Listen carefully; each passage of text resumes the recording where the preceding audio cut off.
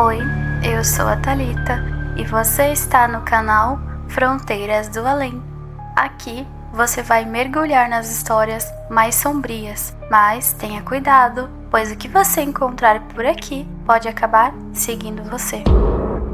Hoje eu vou te contar 3 histórias que cruzam as fronteiras do real e nos levam direto para Sete Além.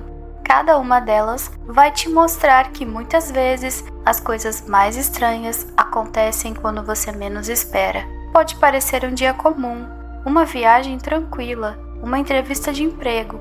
Sete Além não faz questão de ser notado, ele simplesmente aparece, pega você de surpresa e te leva para um lugar onde as regras da realidade não se aplicam. O que você vai ouvir hoje são relatos de pessoas que, por acaso ou destino, encontraram esse lugar bizarro, onde o tempo e o espaço se torcem, onde a lógica some e onde você fica preso num limbo de mistério e pavor. Apague as luzes, verifique se está realmente sozinho em casa e fique confortável, pois agora vai começar a história e se prepare para conhecer hoje 3 histórias sobre Sete Além. Meu nome é Vinícius. Sempre fui cético.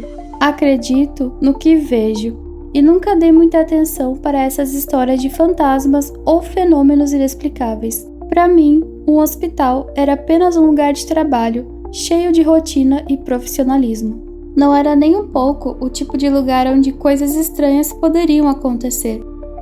Eu sou técnico de laboratório, o que significa que meu trabalho não envolve diretamente os pacientes. Eu só passava pelos corredores e fazia o que me era solicitado.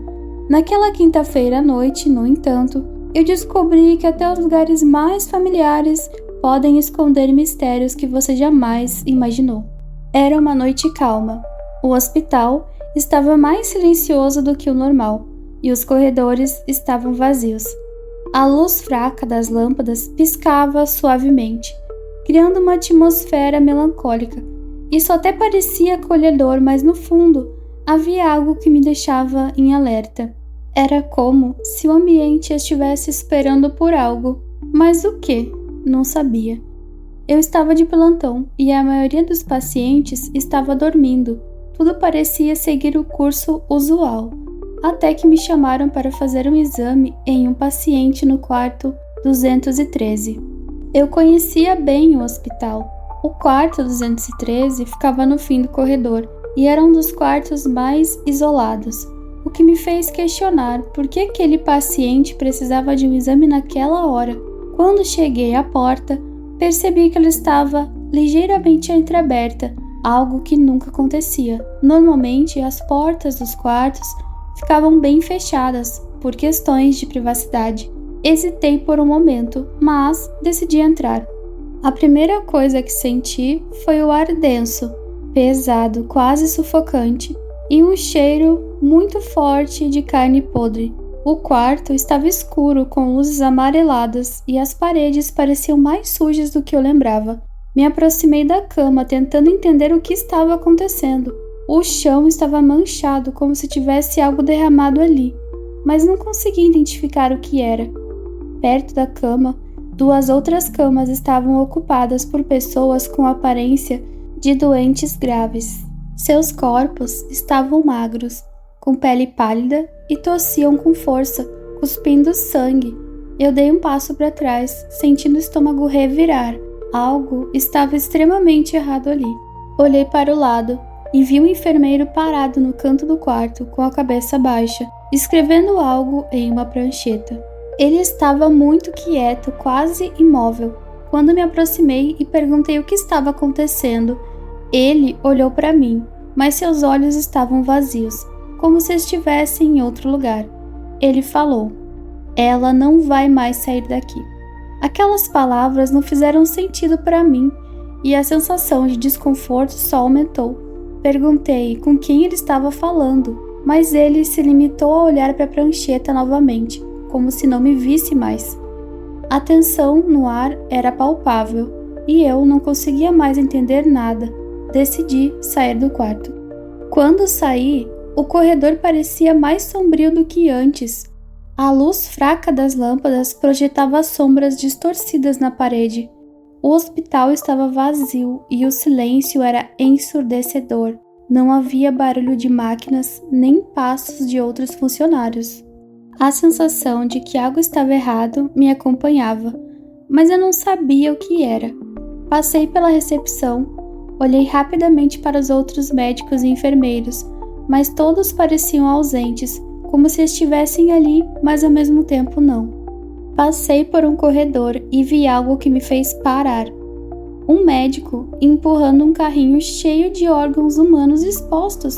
Ele estava sujo, com manchas de sangue por todo o uniforme, e seus olhos estavam vazios, como se estivesse em estado de transe. Eu não sabia o que fazer. Eu queria gritar, correr, mas minhas pernas não se mexiam. E foi aí que vi uma porta de vidro à minha frente. A sala de cirurgia. Mas não era a sala de cirurgia do hospital, eu sabia disso. Essa sala não ficaria ali. Olhei pela porta de vidro e o que vi me fez congelar. Lá dentro, os médicos estavam fazendo uma cirurgia numa pessoa. Ou pelo menos era o que eu pensei no momento. Mas logo depois, quando vi, mudei de ideia. Eles estavam, digamos assim, desossando uma pessoa. Foi horrível. Uma sensação de estar dentro de um filme de terror.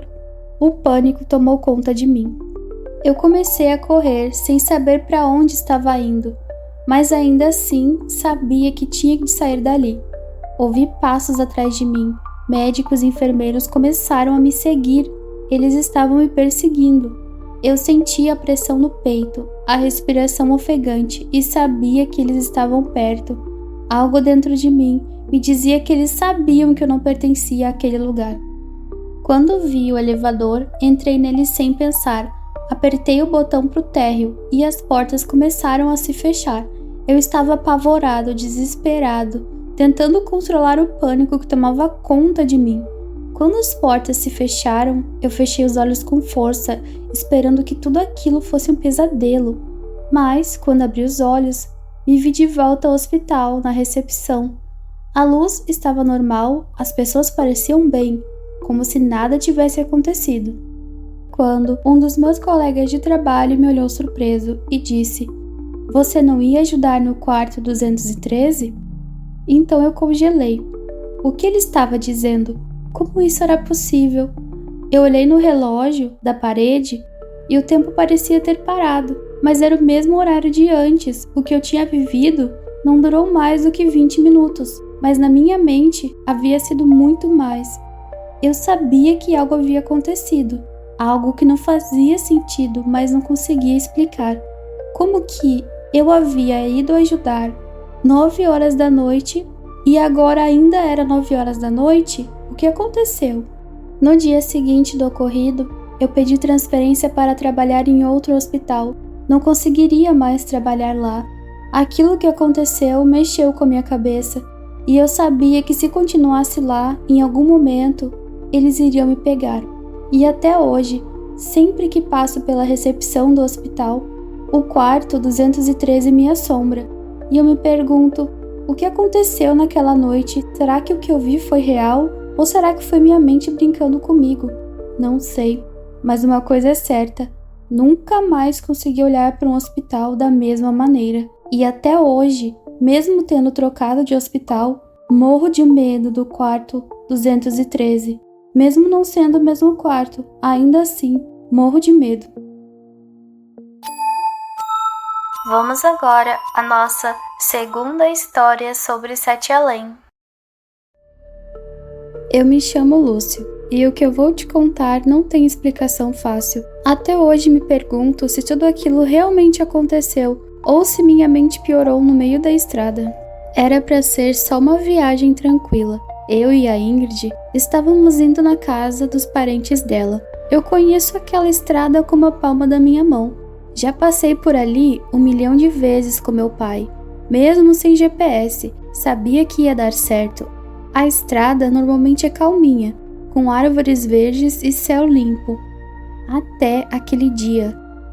O céu estava azul e o sol brilhando. Parecia um dia perfeito, só parecia. Mas, de repente, o vento começou a mudar. Fiquei meio incomodado com aquilo. Era um vento gelado, mais forte do que o normal. O céu ficou cinza e a estrada parecia mais escura. Não tinha chovido, mas o chão estava com aquela cara de molhado, como se algo tivesse drenado a vida ali. A Ingrid estava dormindo no banco do carona, com os fones de ouvido. Eu estava ligado na direção, mas aquela sensação ruim de estar sendo observado não saía da minha cabeça. Olhei para o GPS, tela travada, sem sinal. Peguei o celular, sem serviço. As placas da estrada sumiram. E aí começaram a aparecer os galpões estranhos na beira da estrada. Umas construções meio abandonadas, com vidros quebrados e paredes pichadas. Não era nada mais do que eu lembrava de ter visto ali. Minha atenção aumentou e eu comecei a reduzir a velocidade. Foi quando Ingrid acordou. E ela disse: Lúcio, onde a gente tá? Era para ter uma rotatória aqui, mas não sei, não parece certo. Ela olhou pela janela e ficou pálida. Do outro lado da estrada tinha um cara parado. Usava um terno velho, super fora de época, e estava completamente imóvel. Só olhava. Não piscava, não fazia nada. A Ingrid virou a cara rápido e disse: Você viu aquilo? E eu falei: Vi, não olha para trás. Acelerei, mas parecia que a estrada nunca acabava. Quanto mais eu acelerava, mais ela se esticava. Estávamos presos num loop bizarro, e foi então que a névoa apareceu. Foi como se ela surgisse do nada e engolisse tudo. Liguei o farol, mas não ajudava em nada. Era como dirigir dentro de um pesadelo. E no meio daquela névoa começou um som estranho, um zumbido baixo, quase como um motor antigo, que fazia os vidros tremerem. Ingrid tampou os ouvidos e eu tentei frear, mas nada acontecia. Foi quando eu vi, no meio de tudo, uma cidade. Ela apareceu do nada, como se a névoa tivesse materializado aquilo. Ruas estreitas, calçadas quebradas, casas antigas com janelas escuras. Não tinha carro, não tinha barulho, não tinha ninguém. E as casas pareciam de outra época, tipo cenários de um filme antigo. Algumas pessoas que caminhavam ali pareciam distantes, como se estivessem em um lugar sem tempo. Eu avistei uma placa que dizia: Bem-vindo à Colônia Horizonte. Foi quando eu entendi, não estávamos mais em nenhum lugar conhecido. Eu não sabia o que era mais estranho, o nome da cidade ou o fato de tudo estar parado. A sensação de que estávamos em um lugar que não deveria existir só aumentou. Eu parei o carro na estrada bem em frente à placa enferrujada e fiquei ali segundos tentando processar tudo. A Ingrid estava pálida, abraçando a barriga. Ela estava grávida. E aquilo me deixou ainda mais tenso. Ela olhou para mim e perguntou, com a voz tremendo: Lúcio, o que a gente faz? Eu não sabia. A primeira coisa que tentei foi dar a volta e sair da cidade, mas o carro não ligava, o painel apagou e o motor morreu do nada. Fiquei tentando ligar de novo, mas não adiantava. O que aconteceu? Ingrid perguntou, mais assustada agora. Eu tentei ligar para a emergência, mas o celular não tinha sinal. O tempo parecia ter parado ali, e eu sentia que estava preso. Eu sabia que tinha que sair logo dali, e rápido. Foi quando apareceu um homem. Ele era alto, magro, com um chapéu de feltro e um terno preto. Ele andava calmamente em nossa direção, como se soubesse exatamente o que estava fazendo. Eu desci do carro e fui até ele, meu coração batendo a 1000. O homem parou na minha frente e me olhou, sem emoção. Sua pele era pálida e seus olhos, sem vida, me observaram sem piscar.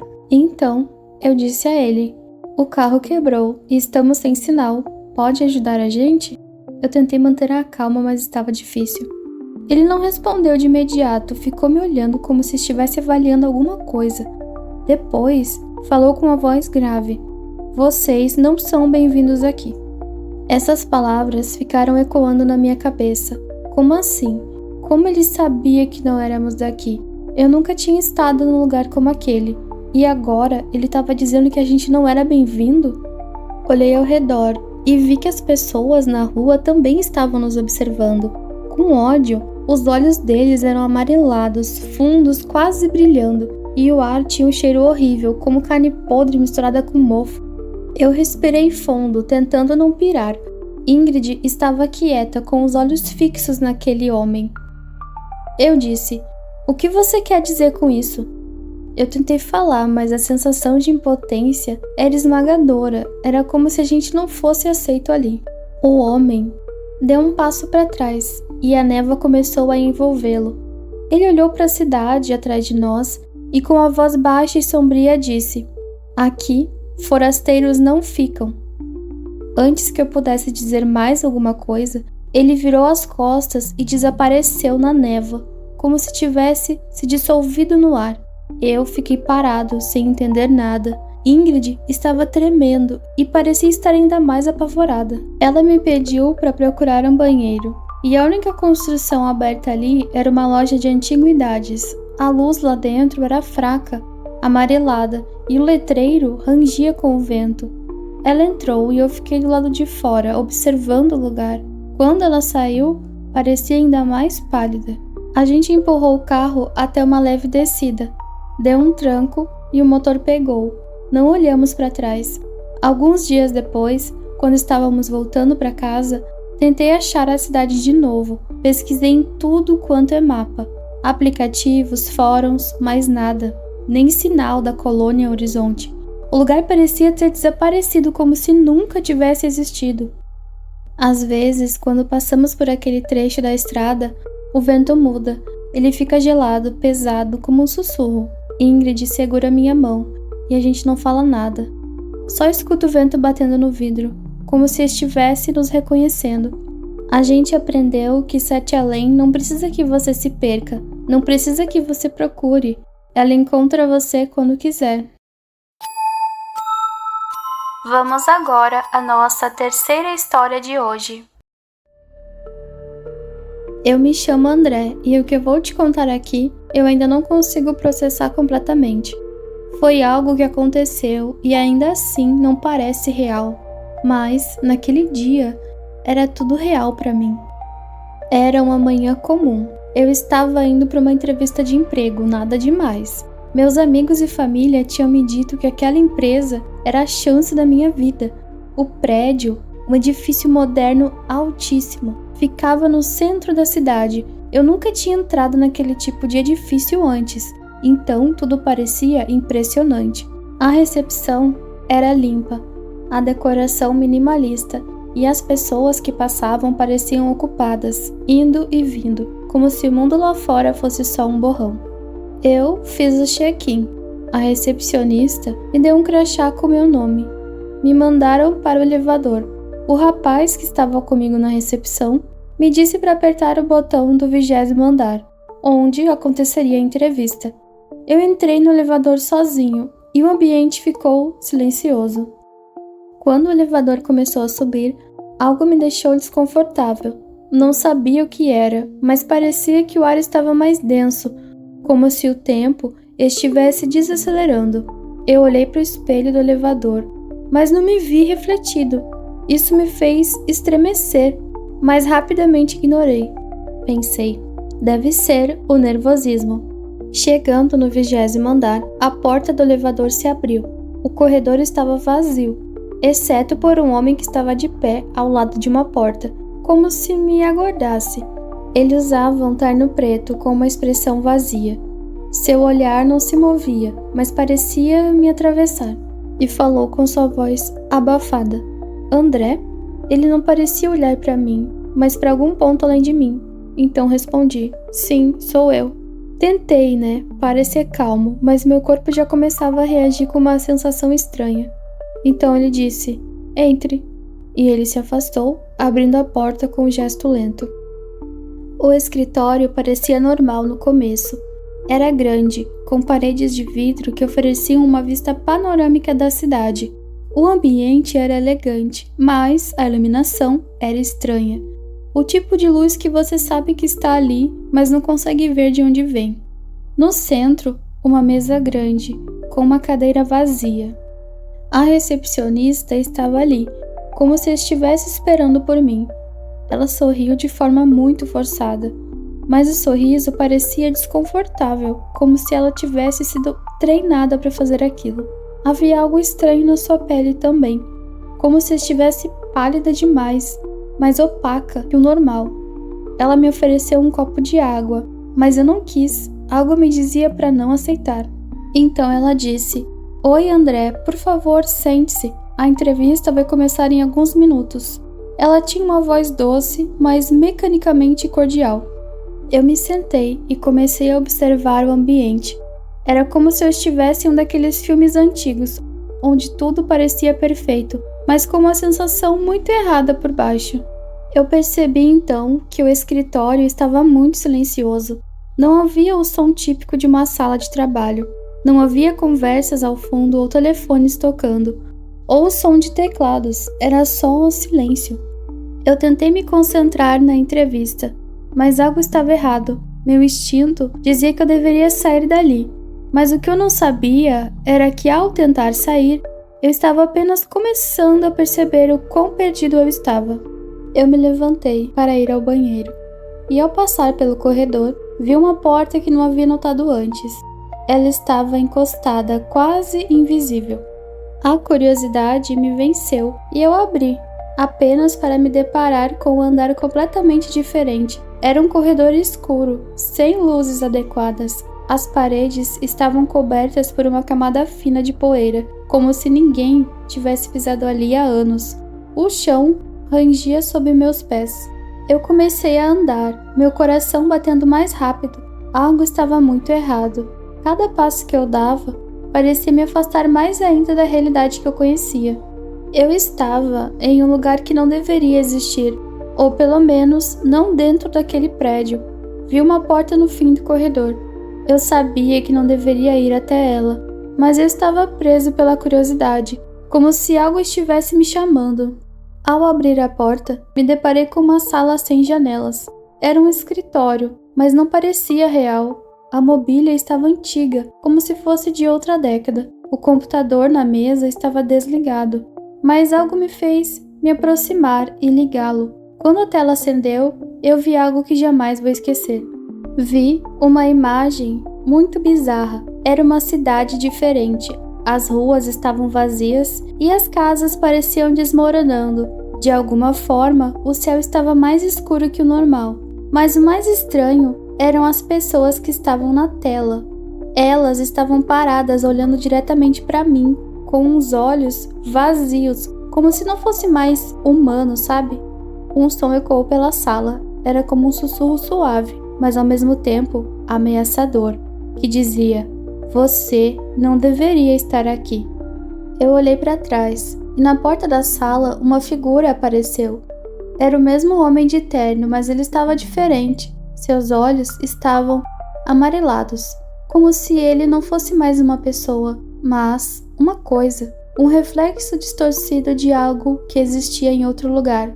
E ele não estava sozinho. Atrás dele, outras figuras começaram a aparecer, todas com os olhos amarelados, todas me observando. Eu tentei correr, mas o ambiente se distorceu. O corredor parecia se expandir infinitamente, como se o prédio tivesse se tornado uma prisão. A realidade estava se quebrando ao meu redor. O elevador desapareceu, os outros andares sumiram, e eu estava ali, preso, naquele lugar que não era nem um escritório, mas algo mais, algo bem bizarro. E tudo o que eu pude fazer foi gritar, sabendo que ninguém ouviria. Foi quando uma memória me atingiu, como um raio. A voz que sussurrou para mim quando eu entrei no elevador pela primeira vez, que tinha dito: "Você não deveria estar aqui?" Essas palavras, essa sensação de que algo estava errado desde o começo, e eu finalmente entendi. Esse lugar não era só um prédio, era algo mais. Talvez outra dimensão. Só sei que estava sendo engolido por aquilo. Eu olhei para as figuras que se aproximavam, seus olhos me atravessando, e então senti um medo tomar conta de mim, mas de uma maneira diferente. Eu sabia o que tinha que fazer. Eu não precisava lutar contra ele. Não podia. Eu precisava deixar ir o medo. Isso que é o que estava mantendo eu preso ali. Eu tinha que parar de lutar contra o lugar, contra o que fosse ele. Eu precisava me desligar daquilo. Eu fechei os olhos, respirei fundo. Concentrei a mente em algo simples, algo real, algo que me lembrasse da vida. Eu sabia que se eu me conectasse o suficiente, poderia sair dali. Eu não estava mais lutando contra o que me cercava. Eu estava aceitando a única coisa que eu podia controlar, minha própria mente. Quando abri os olhos, o corredor já não parecia mais o mesmo. As figuras tinham desaparecido. O prédio estava de volta ao normal. O escritório, o recepcionista, o homem de terno, tudo parecia funcionar de novo. Mas eu sabia que não podia confiar naquele normal. Eu sabia que aquilo não estava certo. O ambiente, o ar, tudo estava errado e eu não podia me dar ao luxo de olhar para trás. Corri para o elevador. Apertei o botão com a esperança de que ele não me levasse para um lugar como aquele. Quando as portas se abriram, eu senti a brisa fresca do térreo. Parecia que finalmente eu tinha saído. O prédio estava lá, imponente, mas diferente. Olhei para trás e percebi que a placa estava coberta de musgo e tinta desgastada. O nome ilegível. Tudo parecia uma sombra do que eu tinha visto antes. Eu tinha saído, mas não sabia se realmente tinha escapado. Será que aquilo era real? Será que eu estava de volta à minha vida? Ou será que estava preso em outra dimensão dessa realidade? Eu não sabia. O que eu sabia era que eu nunca mais ia procurar empregos em lugares assim. Não mais. E enquanto eu tentava me acalmar, uma voz sussurrou na minha mente de novo. Você não deveria estar aqui. Eu não estava mais tão perto de onde estava, mas de uma coisa eu tinha certeza. Aquele lugar ainda me observava. Espero que tenha gostado dessa seleção especial de Sete Além. Se você souber que Sete Além existe, você não está imune. Ele escolhe quem será levado, puxando as almas que ele deseja. Nos momentos mais inesperados, não há escapatória. A única coisa que resta é o mistério do que aconteceu e o medo de que um dia ele venha te escolher também. Se você chegou até aqui, não foi por acaso. Algumas histórias escolhem quem vai ouvi-las. Se você gostou, comente aqui embaixo. Não esqueça de se inscrever no canal, curtir e compartilhar com os seus amigos. Até a próxima. Ou talvez...